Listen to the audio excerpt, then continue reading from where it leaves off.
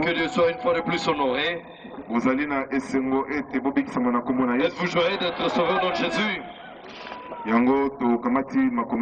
C'est pourquoi nous prenons la parole de Dieu.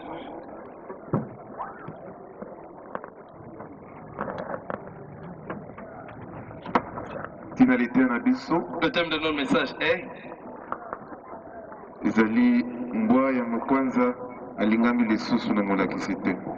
le chien qui porte des ulcères n'est plus aimé par son maître.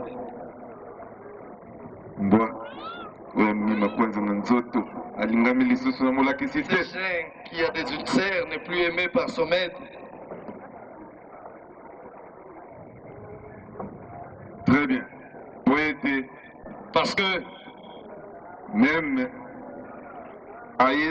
salon, même lorsque ce chien se présente au salon, le maître ne prendra plus plaisir à sa présence.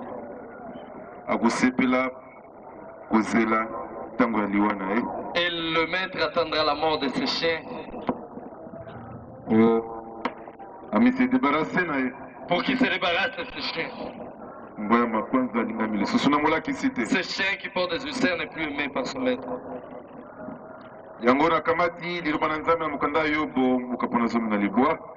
Je vais prendre Job,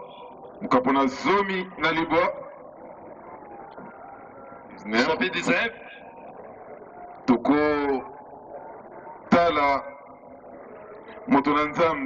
Nous verrons l'homme de Dieu, Job.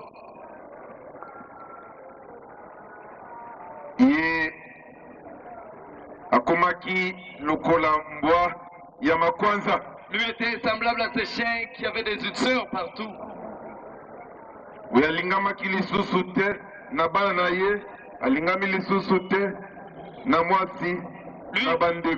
qui n'avait plus été aimé ni par sa femme, ni par ses enfants, ni par les frères et les sœurs, ni par ses intimes.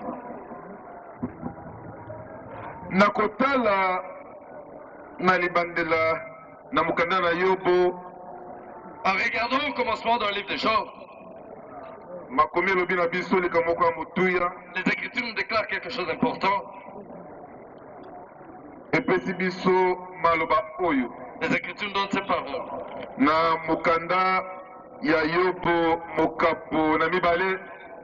Au deuxième chapitre du livre de Job, les Écritures déclarent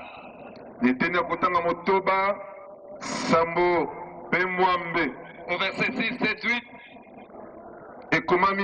il est écrit: L'Éternel dit à Satan, Yahweh alobakina Satana, voici, Tala, je te le livre, la Pessioye, seulement Kakande, épargne sa vie.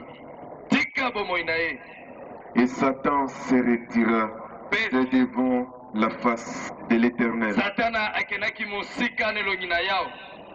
Puis, il frappa Job d'un ulcère malin, depuis la plante du pied jusqu'au sommet de la tête.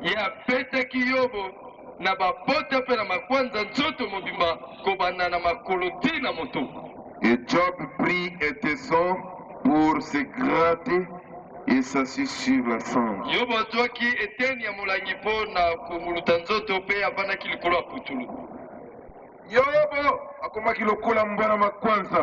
Job était comme un chien plein de terre. Il avait des ulcères, des gales, des plaies partout au corps. Il n'était plus utile à la société. Comme les intellectuels le déclarent. Il n'était plus utile à la société.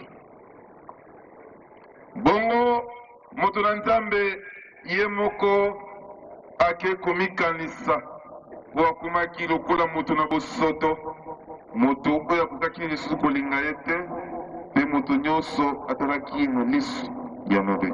Ainsi, l'homme de Dieu s'est souvenu en lui-même parce qu'il était devenu comme un homme répugnant, un homme rejeté, méprisé par toute la société et personne ne pouvait plus le considérer. Tango moto akomaka na ba souffrance na mokili ya bato. Lorsque l'homme se retrouve devant les souffrances sur la terre des hommes, ezalaka ntango na ye ya méditation to ya kokanisa. c'est en ce moment-là que l'homme médite ou réfléchit. ezalaka ntango na ye na kokeba na baninga, kokeba na entourage mpe kokeba bisika nyonso. C'est à ce moment-là que l'homme fait attention à ses amis, il fait attention à son entourage et à tous lieux où se retrouve. po ete moto atikalaka ye moko. L'homme reste seul. nyonso bayaka na miso ya songisongi. Tous viennent avec des yeux de comrage. baza kotala. Ils regardent po ete bazonga nsima baseka pour reculer et rire mpe batue. et se moquer, mépriser. yo na mokapo ndenge toti kotanga zomi na libwa eteni ya kotanga Jean, zomi na misato au chapitre 19, à partir du 13e verset, ekomami il est écrit: il a éloigné de moi mes frères Yatinaki mosika na ngai baninga to bandeko na ngai ya mibali. et mes amis se sont détournés de moi. Pe baninga na ngai bakimi ngai. ezalaka bongo kaka. Ça a toujours été ainsi. ezalaka bongo. Ça a toujours été ainsi. mosakoli wana moto na nzambe Cet homme de Dieu azali kokanga mpe koloba qui criait disait: bandeko na ngai na mibali bakimi ngai, mes frères se sont éloignés de moi baninga na ngai nyonso babalukeli ngai. et mes amis se sont détournés de moi. Je suis abandonné de mes proches. Natikami na bao bazalaki pene na ngai. Je suis oublié de mes intimes. Babosani ngai na ba oyo balingaki ngai na motema mobi. Je suis un étranger pour mes serviteurs et servantes. Nakomi mopaya mpo na basali na ngai ya mibali mpe ya basi. Je ne suis plus à leurs yeux qu'un inconnu. Nakomi na miso na bango lokola moto oyo bayebi te. J'appelle mon serviteur, Azali kobenga mosali na ngai, il ne répond pas. azali koyanola ngai ata moke te. Je ne suis plus de ma bouche Nazali kobondela ye na monoko na et ngai, c'est en vain. kasi ezali pamba. Mon humeur est à charge à ma femme Lolenge na ngai ekomi mokumba mpo na mwasi na ngai, et ma plainte au fils de mes entrailles. mpe bapota na ngai ekomi mokumba mpo na bana oyo babimi kota na ngai. Je suis méprisé même par des enfants. Natolami ata na bana, Tabana penza oyo moko boti. même les enfants que tu as mis au monde toi-même.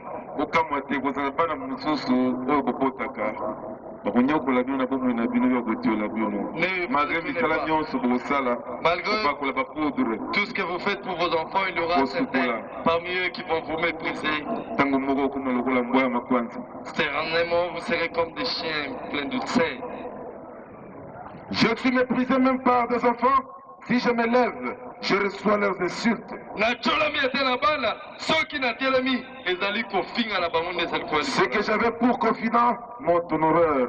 Ceux que j'aimais se sont tournés contre moi. bao nani nazali kolika na bango nakomi koyoka somo liboso na bango bao nazalaki kolinga babalukeli ngai. Ainsi dit l'Éternel. Tobetela Yesu mbongo makasi. Acclamez le Seigneur Jésus. Bandeko, liboso na Nzambe. Peuple de Dieu, nazali kobenda bino lelo na mokuse kasi na mawa ya Nzambe po ntango mosusu esengelaka moto azonga mpe atala mokili eza eloko nini bato baza banani. je veux d'une manière courte, mais par la grâce de Dieu, vous attirer à comprendre, parce qu'à un moment, il faudrait que l'homme se souvienne ou rentre en lui-même pour regarder comment est-ce que Dieu est, comment est-ce que le monde est vis-à-vis de lui. Oui. mokili eza mabe somo. Le monde est mauvais, terrible, horrible. yango nalobaka C'est pourquoi je déclare, ngai nabangaka moto. moi je crains l'homme. kasi nayebisa deja Je vous ai déjà dit, so nayebisi ngai na mbwana moto entre l'homme et les chiens, si on me demande de faire un choix, mbala mosusu nakosepela mbwa. peut-être je peux choisir le chien. mbwa akotonga ngai te. Parce que le chien ne me critiquera jamais. Il ne parlera jamais du mal de moi. Jamais mbwa akoki kofinga ngai. Jamais le chien ne m'insultera. Akosepela na ngai Le chien se réjouira de me voir mpona biloko naza kopesa ye na ntongo à cause de la nourriture que midi je mpe na lui donne poko. le matin, à midi et le soir. akozala na bolingo na ngai mpe akoleka na se na makolo na ngai bipai na bipai na kotelema. Il m'aimera et viendra s'amuser à mes pieds partout où je me tiendrai. akotola ngai epai na bato te, Il ne me méprisera jamais auprès des autres. me ngai nabangaka moto. Mais moi, je crains l'homme. alobaka yango chaque Je l'ai dit chaque fois. bolanda moto na nzambe. Suivez l'homme de Dieu.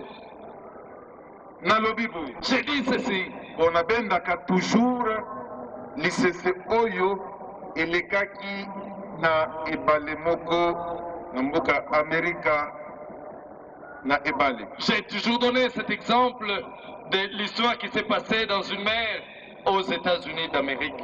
fleuve ezalaki na C'était fleuve dans un grand fleuve na amerika. aux États-Unis d'Amérique.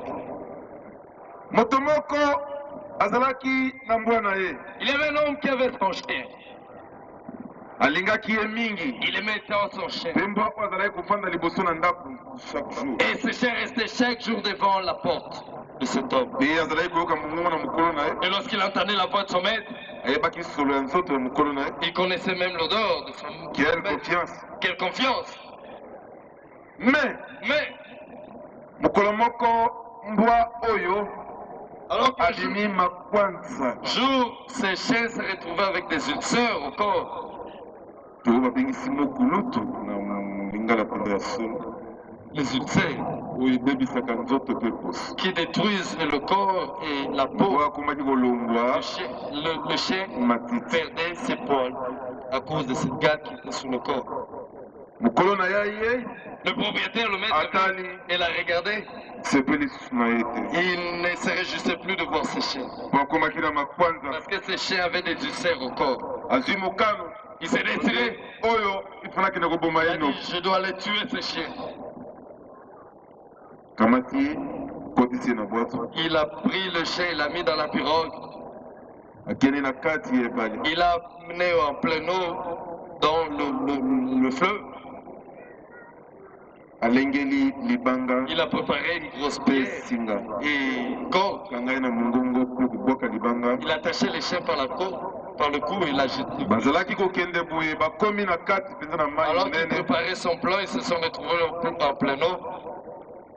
mopepe eyaki makasi Il y a une ebale grande vague. epai eutaki eyebanaki te. Sur le fleuve, la vague qui venait d'où on ne sait. mbwa na bwato, mokolo ya mbwa mpe na bwato. Et le chien et le maître étaient dans la pirogue. wala mopepe ezalaki makasi elingisi bwato, Comme la vague était assez forte, elle a bouché la pirogue. mokolo ya mbwa okesukanga makolo na kati na bwato te, équilibre Le maître de ce ezalaki chien ne pouvait plus se retrouver équilibré sur la pirogue. kwei na mwa. Il s'est retrouvé dans l'eau. mbwa atikali na bwato, Le chien restait sur la pirogue. moto bayaki koboma ye atikali na bwato, Le chien qu'on voulait tuer mobomi est resté dans la akwe na pirogue. mai. Alors que celui qui voulait le tuer s'est jeté dans l'eau. okangaka biso te bato ya nzambe, Ne complotez pas du mal contre nous, hommes de Dieu. sino okokufa liboso kotika Sinon vous biso risquez de toza na mourir bongo. et de nous laisser en vie. keba Attention, mbwa atikali na kati na bwato, le chien restait dans la pirogue.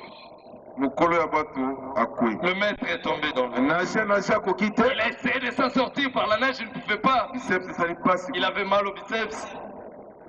mbwa Le chien alongoli lisu na bwato, a quitté la pirogue, amoni mokolo alingi kokufa, remarquant que le maître allait mourir. ye akwe lisusu na Il mai, s'est jeté dans l'eau. alandiki ake kobikisa mokolo Il na est ye. allé sauver son maître. mokolo na ye asimbi ye na nzoto, Le maître l'a tenu par ce poil. mbwa abandi konage na ye, Le chien nageait ti akomaki na ye pembeni na libulu et mpe a abiki. ramené le maître au rive. Et le maître était sauvé. atali mbwa Lorsque le maître a regardé son chien, azoyeba récompense nini apesa le mbwa. maître ne savait pas comment récompenser le chien. mbwa Mais le chien, atako bayaki koboma ye, bien qu'il était venu pour être tué, azalaki toujours gentil.